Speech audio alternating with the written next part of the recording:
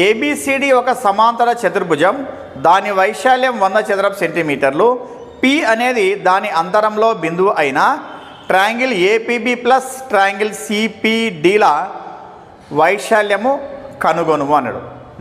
మరి ఏ విధంగా అంటే ఇక్కడ మనకు సమాంతర చతుర్భుజం ఇచ్చాడనమాట. సమాంతర చతుర్భుజం ఏది? ఏబిసిడి అన్నాడు. దీంట్లో మనకు ఎక్కడో పి వచ్చేసి ఒక బిందువు అనుకుంటే, ఇప్పుడు మనకి ఏమన్నానంటే ఈ ఏపీబి వైశాల్యం వచ్చేసి ఏమంట, తర్వాత సిపిడి అనమాట.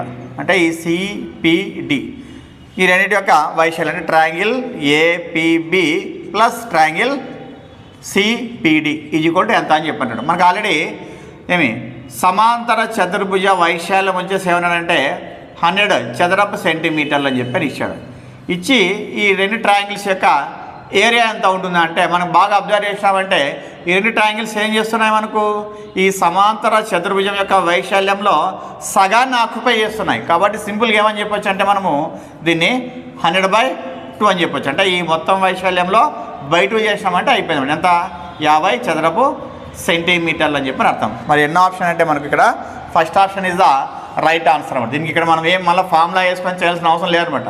సింపుల్గా అబ్జర్వ్ చేసినామంటే ఇప్పుడు ఈ రెండు త్రిభుజాలు ఏం చేస్తాయి మనకంటే ఈ సమాంతర చతుర్భుజం యొక్క వైశాల్యంలో సగభాగాన్ని ఆక్రమిస్తాయి. కాబట్టి ఈ టోటల్ వైశాల్యంలో మనం ఏం చేస్తున్నామంటే బై 2 చేస్తున్నాం అనమాట. అంతే.